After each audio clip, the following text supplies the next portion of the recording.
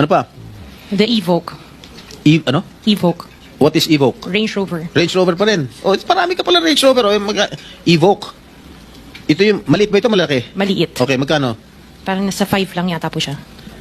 5 billion. O, what else? Lang, ha? Sarap ng buhay mo, ah. Oh, sige, ano pa? Okay, hindi ko na maalala yung iba eh. Sa dami talaga, hindi mo maalala, no? Sino-sino gumagamit itong mga luxury cars ninyo? Kami po. Everyday, pala. Iba-iba. Siguro, sa pag-aalis kayo nung umaga, Rolls Royce ang gamit mo. Pag uwi mo ng tanghali, kakain, pag lalabas kayo, may back naman ang gamit. Ganun ba yun? Sa dami nyo ng kotse. This is really, for me or for all of us, for all the Filipino people watching, this is unbelievable.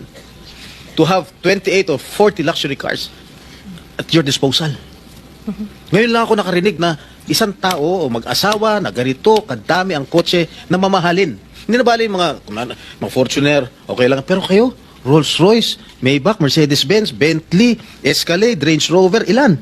GMC, Suburban, G63, di ko na nga naintindihan yan eh.